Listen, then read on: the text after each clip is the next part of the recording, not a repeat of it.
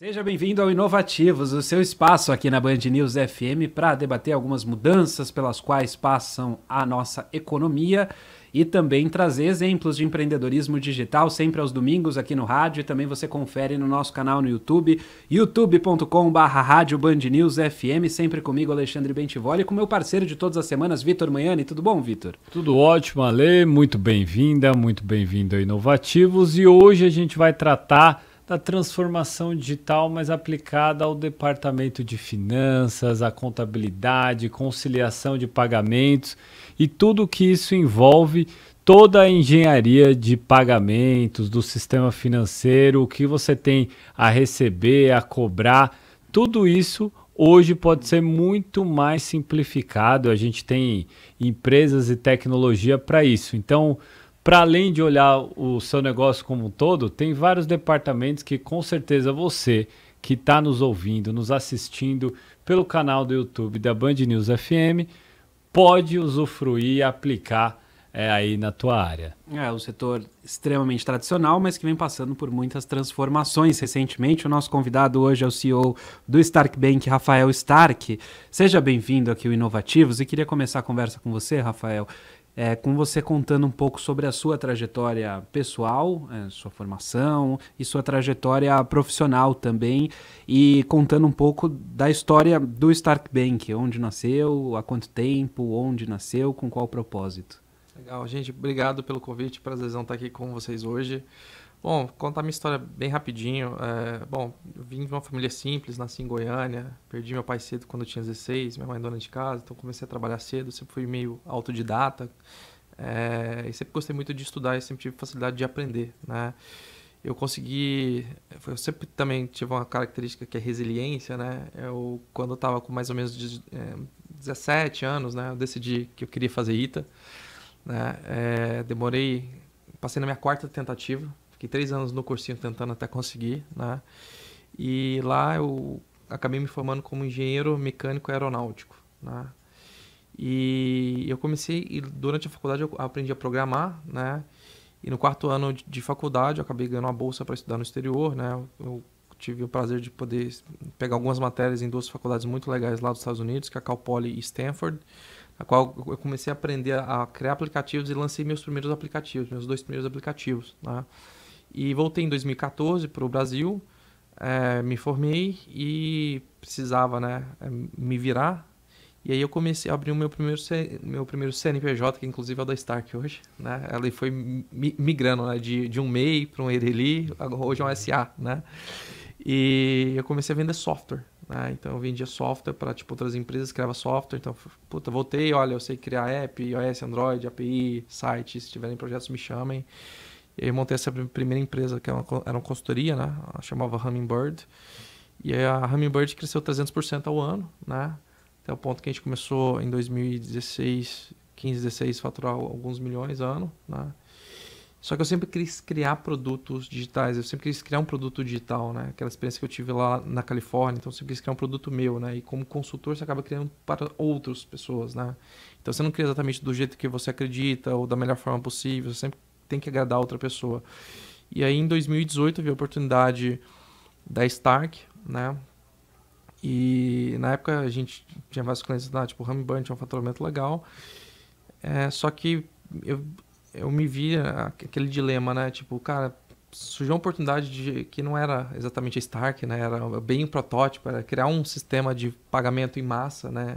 De transferência em massa, uma API para transferência em massa, que era um projeto com a Colgate, né? Que ela queria pagar reembolsos, né? Uhum. E na época eu queria eu como técnico desenvolvedor queria um sistema, né? Uma API que eu pudesse fazer uma conexão e disparar, né, várias transferências bancárias. E não encontrei nenhum banco, fintech, gateway de pagamento, startup, ninguém que fazia, né?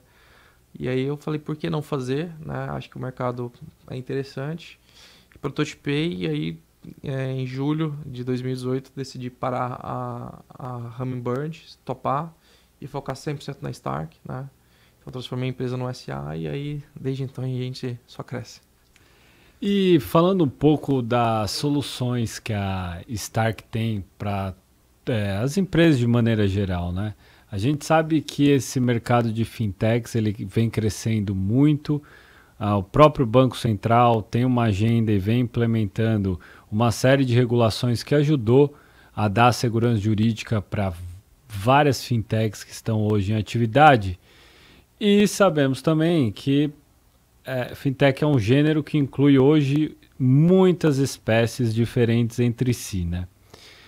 Hoje, uma empresa que contrata a solução da Stark, que benefício ela pode ter na prática, se você pudesse trazer alguns exemplos práticos de melhoria na vida dessa empresa?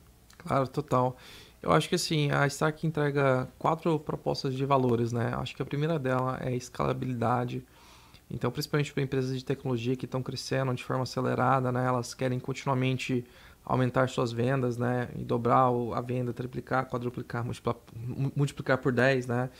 E todo esse trabalho de crescer, né? Se ela não tem um parceiro que consiga entregar, né, a tecnologia, o mecanismo, a escalabilidade para que ela consiga sempre fazer os pagamentos, os recebimentos, os pagamentos, né, na velocidade que ela precisa, ela não trava o crescimento, né? Então, acho que a primeira proposta de valor é essa, né? Ajudar com que as empresas possam receber muitos pagamentos, fazer muitos pagamentos, entender o que está acontecendo de uma maneira simples, tudo com conciliação, né? E não importa se você vai fazer uma operação ou 1 milhão de operações, né? Não vai fazer diferença esse pulo, né? De 1 para 1 milhão ou mais ou menos, enfim. Acho que a primeira proposta é de valor, né? Então, por exemplo, pegando o caso de cliente, daqui vende, cara, muitos produtos dentro do app deles, né? Então, toda vez que você for comprar alguma coisa lá na Daqui, escolher pagar via Pix, que é uma operação que a gente faz com eles, né? Você vai ver o QR Code, que se você ler, você vai ver lá Banco Stark Bank, beneficiário daqui.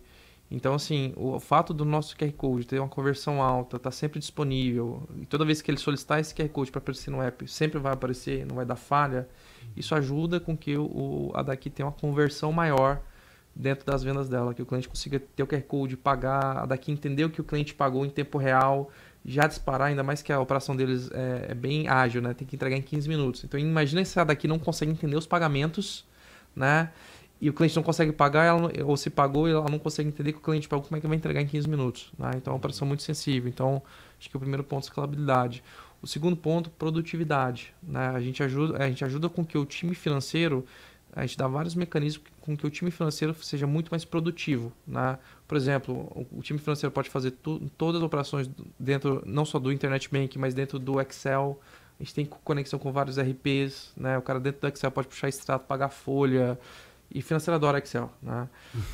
A gente tem mecanismos que o nosso cliente pode pegar todos os pagamentos dele, né, de imposto, boleto, fornecedor, arrastar para tudo dentro do Internet Bank, soltar o Internet Bank, ler os arquivos, né? Então não precisa digitar nada na mão, não precisa ler QR Code, é só jogar o arquivo, soltar, a gente lê e coloca para serem aprovados. Então, assim, produtividade, né? O terceiro, ferramentas de controle de gastos, né? A gente permite com que o cliente possa, no cartão corporativo, por exemplo, limitar gastos, né, seja por certos valores, né, em real, dólar, frequência, né, colocar um cartão que o meu funcionário possa gastar R$5.000 por mês com viagens, até R$2.000 por mês com comida. Então, assim, você consegue criar várias ferramentas de controle de gastos, seja valores, seja em quais estabelecimentos você quer que isso passe, ou em quais países você quer isso passe, ou até horários, né, que você quer que aquele cartão aceite transações, né? E o quarto ponto que a gente entrega para as empresas, né, é dados. Então, a Stark é muito rica em dados. Então, quando você abre a Stark, né, a primeira coisa que você vê é seu fluxo de caixa. Tudo que você recebeu, tudo que você pagou, forecasts de expectativas de recebimentos futuros, de pagamentos futuros, né? Então, a gente tem um monte de dados ali para o time financeiro ser mais analítico e preditivo. Rafael, há pouco você contava para gente sobre a Stark Bank ser muito rica em dados. E dados é um assunto que a gente trata com recorrência aqui no Inovativos e nos mais diferentes segmentos nessa economia digital. A gente trata sobre dados, de como aproveitar melhor esses dados. E você falava muito sobre os dados que aparecem para quem contrata, para os clientes. Eu queria saber, do outro lado, como vocês usam esses dados, vocês usam de forma inteligente para construir novas soluções, que tipo de conclusões vocês conseguem chegar a partir dos dados que são fornecidos? No total, a gente usa bastante dado lá na Stark, tem um rapaz, né, o Dalton, O que a gente brinca que ele tem um cargo Chief Data Officer, né? Que ele é o cara responsável por dados dentro da Stark. Então, assim, a gente sempre tenta, obviamente, toda instituição financeira, né, tem um trabalho de tesouraria, de estimar, né, o movimento de cliente, garantir saldo em contas de reserva. Então, tem um back-office interno, né, para que tudo aconteça, né, e o cliente consiga fazer tudo que ele quer, sempre quando ele quiser.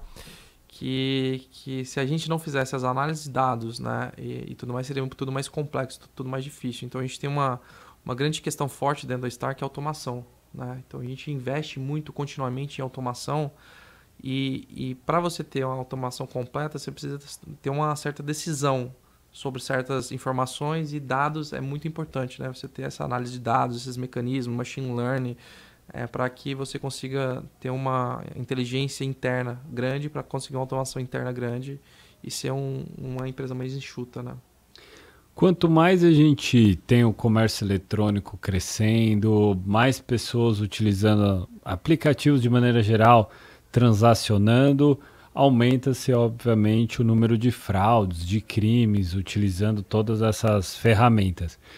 Como é que vocês lidam em relação a essas fraudes, né? A gente viu que desde a implementação do Pix, por exemplo, a gente tem alguns debates sobre o assunto, o Banco Central colocando algumas limitações de valores, você tem idas e vindas ali de propostas para tratar melhor o assunto, e também tem uma série de outras empresas que ajudam a fazer um trabalho de prevenção a essas fraudes, trazendo histórico de clientes, coisas do tipo. Como é que vocês enxergam esse ambiente de fraudes, tendo em vista que assim, é um setor, um segmento que só tende a crescer, esse de pagamentos e utilização dessas ferramentas? Claro, eu acho que assim, cada instituição tem que implementar os mecanismos que acha mais adequado, né? Então eu posso dar alguns exemplos do que a gente tem feito, né? Tanto em cartão quanto em Pix, né? Então, por exemplo, o cartão, a maior incidência de fraude em cartão é tipo você colocar o seu cartão, você emite um cartão e coloca ele em vários lugares, né? Porque é o mesmo número de cartão. Em algum desses lugares rola uma fraude, né? E chega depois na sua fatura compras que você não sabe de onde veio, né? Então, um dos mecanismos que a gente implementou na Stark para evitar fraudes, né, e problemas para os nossos clientes é tokenização dos cartões. Então, o que acontece? Todo cartão virtual da Stark ele é sempre tokenizado. O que isso significa? Se você emitir um cartão virtual da Stark e colocar ele no Google e você tentar colocar ele em outro lugar, não funciona mais, só passa dentro do Google. Então, a gente sempre gera um novo. Então, o cliente coloca um cartão no Google, a gente gera um novo, ele coloca na Amazon, gera um novo, ele coloca na Magazine Luiza, gera um novo. Então, assim, aquele cartão só passa na Magazine Luiza, só passa na Amazon, só passa no Google, né?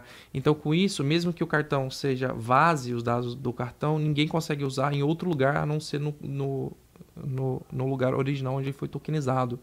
Então, assim, até hoje a gente nunca teve um pedido de chargeback, né, do cartão da Stark, e acredito que um dos motivos seja esse, né, a tokenização que a gente implementou, né.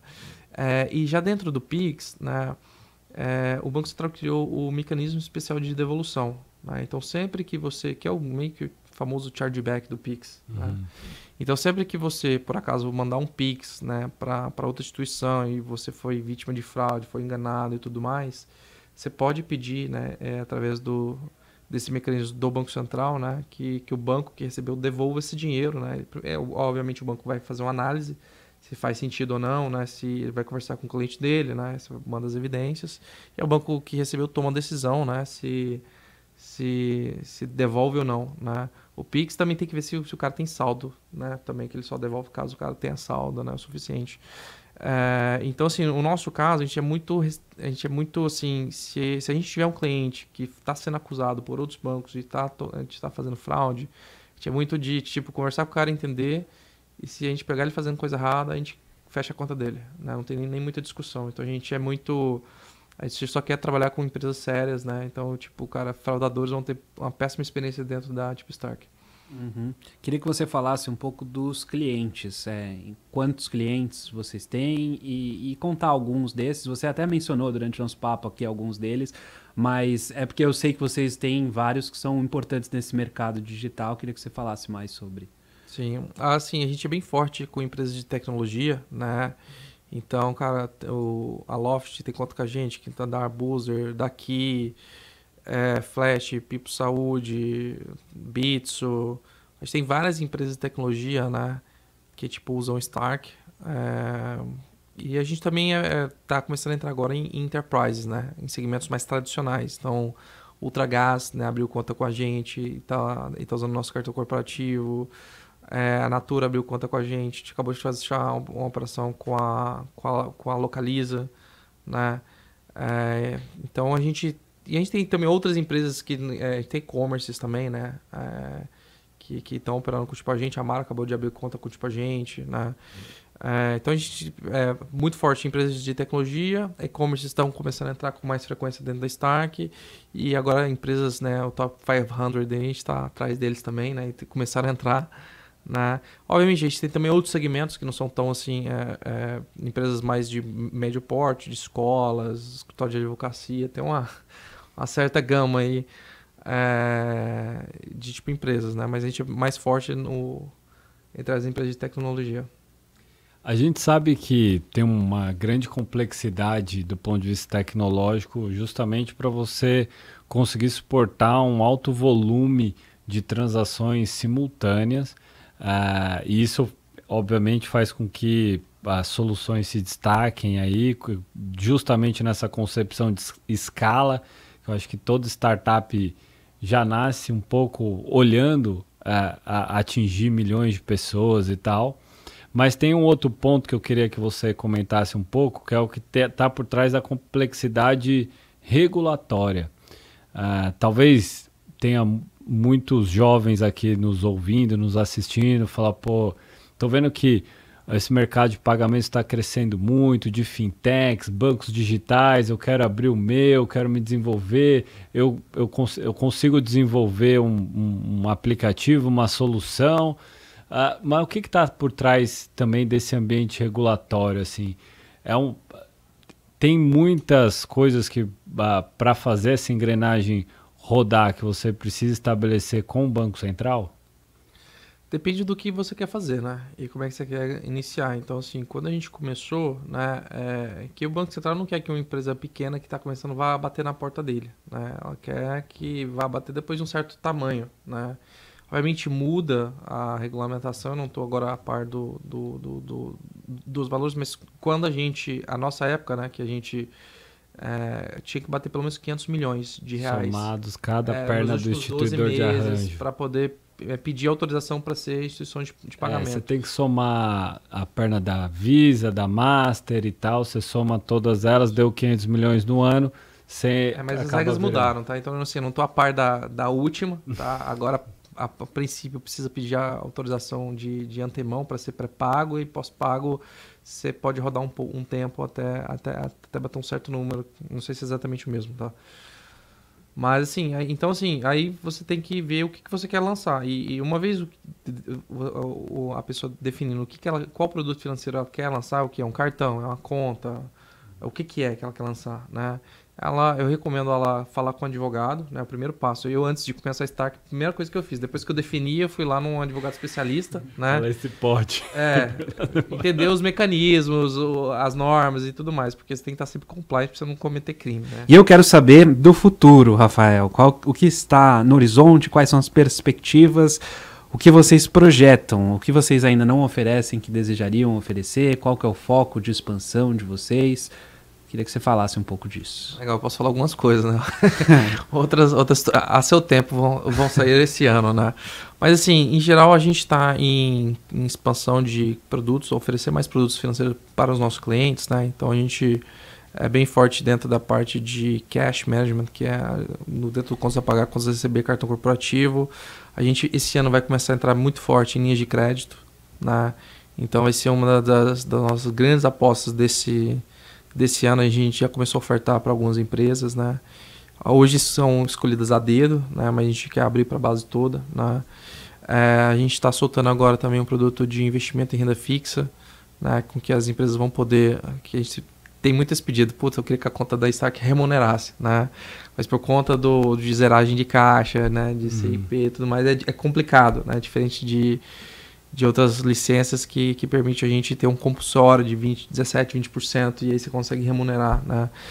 Mas a gente vai soltar esse produto agora em breve, né? E abrir para toda a base. Então, acho que a parte de crédito, investimento em renda fixa, a gente também vai fazer um pedido de upgrade de licença junto ao Banco Central, porque a gente quer fazer mais operações do que a gente faz hoje, né? Hoje a gente já tem uma licença com o Banco Central como SCD, então que permite a gente emprestar, limitado ao nosso capital social. Então a gente quer fazer mais operações, então a gente vai fazer um upgrade tipo licença.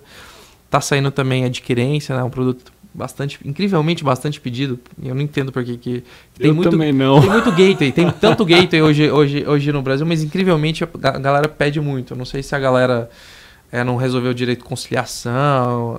Então tem algumas nuances aí que a galera reclama muito. Ou talvez margem dos caras seja muito alta. Mas são alguns produtos aí que a gente vai soltar esse semestre. O gateway, as linhas de crédito abrindo para a base toda que hoje já tem, mas para alguns clientes a dedo, né? E investimentos em renda fixa. A maquininha, né? Quando a gente fala da credenciadora na adquirência, ela é bastante usada ainda, né, no Brasil. Aqui, às vezes a gente olha muito para os grandes centros urbanos, né? Mas ali na praia do interior, sabe lá Deus da onde, vai ter um profissional com a maquininha lá para passar ainda o cartão e tal. Da mesma forma do dinheiro físico, né? O dinheiro físico ele está diminuindo, né? Mas em muitos locais ainda é o mais utilizado, né? Acho que o maior disruptor de tudo isso foi o Pix, sem sombra de dúvidas. E aí o Pix vem evoluindo bastante. O que você acha que pode ser uma próxima disrupção, novidade dentro do Pix? Pessoalmente, aqui eu estou mais esperando, ansioso, é o Pix automático. Acho que vai um pouco revolucionar assim, o Pix, vai ser tipo o segundo boom do Pix, né? O que é o Pix automático? Ele basicamente, hoje para você fazer um Pix, né, o usuário, né, o pagador tem que abrir o banco dele, ler o QR Code e ele, por livre e espontânea vontade, mandar, né, o Pix para o comerciante, né? E isso é muito ruim para serviços que requerem recorrência. Por exemplo, a Netflix, né? Imagina, você vai assinar a Netflix via Pix, aí todo mês você tem que ler o QR Code da Netflix e pagar aquilo lá. Então é uma experiência que o usuário às vezes não quer e nem a Netflix também quer. Ela quer conveniência, ela quer ir lá, que o cara coloca o cartão e todo mês ela vai lá e debita isso do cartão, né? Então o Pix automático vai permitir com que a Netflix, você vai lá na Netflix, assim como você coloca o cartão uma vez e dá uma autorização para a Netflix debitar do seu cartão, com o Pix automático você vai lá na Netflix, vai dar permissão para a Netflix debitar do seu banco via Pix, né? E todo mês, através do Pix automático, ela vai conseguir lá e debitar a mensalidade. Então é bom pro cliente que não tem que lembrar de pagar, e tá tudo lá, e bom para a Netflix também, que gera mais conveniência, ela tem mais certeza dos recebimentos. Então, assim, isso é uma coisa que eu quero muito pro Pix, acho que muitos e-commerces querem, que vai permitir compra com clique, né, compras recorrentes, então tem vários casos de usos, concessionária também, débito em conta, débito automático, então acho que é uma feature extremamente importante pro Pix. Só não é tão interessante para o cartão de crédito, né? Cada ano após ano vai perdendo um pouco espaço. A gente sabe de muitas transformações desses últimos anos, a tecnologia aqui foi muito acelerada e a gente teve a pandemia agora, que também mudou muito a forma de todos os negócios. Eu queria saber como que a pandemia afetou o negócio de vocês, prejudicou, de que forma, acelerou essa transformação, como que alterou o andamento desse crescimento? Eu acho que a pandemia, assim, obviamente a gente sensibiliza todo mundo que foi prejudicado, né, em várias vítimas que teve, mas ela mostrou um lado que as pessoas têm que investir mais em digital, que às vezes quem só tinha presença física teve momentos difíceis, porque teve que fechar a loja, não pôde abrir, mas quem estava no online vendeu mais do que esperava, porque todo mundo foi para o online. Né? Então os brasileiros começaram a fazer mais compras no online, a confiar mais no online, né? Então assim, a gente reparou porque a gente entende várias empresas de tecnologia, né? Então muitos clientes nossos cresceram muito por conta da pandemia, né? E acaba que a gente também cresceu junto, né? Porque uma boa parte da nossa base cresce, porque eles são empresas que trabalham no digital, a gente acaba crescendo junto. Então assim, por mais que seja um momento difícil para algumas empresas, outras conseguiram crescer bastante, né? E a gente foi uma delas. Me conta um pouco mais sobre o que você espera dos próximos anos também, envolvendo outros tipos de moedas, criptomoedas, criptoativos. A gente está vivendo cada vez mais no mundo em que a gente está se reunindo em tribos, seja em redes sociais, onde as pessoas conversam sobre determinado assunto em específico e vai se retroalimentando, seja nos próprios ecossistemas das empresas. Então, você vai pegar o ecossistema do Mercado Livre, por exemplo, você vai ter lá os sellers, os vendedores, vai ter lá os consumidores, aquele ecossistema se retroalimentando, né? E aí você pode... enfim, gerar uma comunicação entre eles, uma troca entre eles, mas ali é uma comunidade. A criptomoeda está sendo utilizada cada vez mais. Vocês enxergam isso como um ponto em que as empresas vão abraçar e, por sua vez, a Stark vai abraçar? Ou não? Ainda é um horizonte muito longe aí na sua perspectiva? A gente tem interesse em criptomoedas, né? A gente tem bastante interesse, inclusive. Provavelmente deve ser alguma coisa que a gente deve perseguir para o segundo semestre, né? Porque eu acho assim, é inegável o interesse das pessoas em criptomoedas, né? Então, e a gente quer ajudar os nossos clientes, impulsionar os nossos clientes, né? Mas o problema de criptomoedas é você tem que ter algum parceiro que seja extremamente confiável, né? Olha o que aconteceu com a FTX, né? A maior dos Estados Unidos quebrou porque estava fazendo um monte de coisa errada, não era regulado. Não tinha CVM, não tinha Banco Central, não tinha ninguém olhando lá, né? E o cara, muito dinheiro, o cara acabou fazendo besteira. Então, acho que assim, tem uma dificuldade para quem trabalha com cripto de ter players confiáveis em cripto, né? E eu acho que a gente tem uma oportunidade de poder, né, lançar esse produto e trazer essas empresas. Falar, cara, essa Stark é sólida, né? A gente tem esses investidores, a gente atende essas empresas já até bastante ano no mercado. Você pode operar aqui que não vai ter problema, sabe? Então, acho que é inegável o interesse por cripto, né? E tem uma tendência de ser usada, né, em diversas formas, né? Seja para pagamentos, né? Ou seja para reserva de valor, que a empresa possa ter parte do caixa dela lastreado em cripto, assim como pode ser lastreado em ouro, assim como pode ser lastreado em dólar ou qualquer outra moeda, né? Então tem uns casos de uso aí. Ou para uso da própria comunidade, né? O lançamento da sua própria criptomoeda. A gente viu algumas internacionais, coisas. Tem várias aplicações. Funcionalidades. Queria agradecer a disponibilidade e a atenção do Rafael Stark, CEO da Stark Bank, hoje contando um pouco sobre o trabalho da empresa, sobre as soluções oferecidas pela Stark Bank. Obrigado pela atenção e até uma próxima oportunidade. Obrigado, gente. Prazerzão estar aqui com vocês. Inovativos volta na semana que vem, né, Vitor? Exatamente, Alexandre. Muito obrigado. E acesse o canal no YouTube da Band News FM. Vai ter lá a playlist do Inovativo. Você pode deixar o seu comentário lá também, sua indicação, convidados que você queira assistir. Alguns citados aqui durante esse episódio a gente já entrevistou. Então, não deixe de nos buscar nas redes sociais. Até o próximo episódio.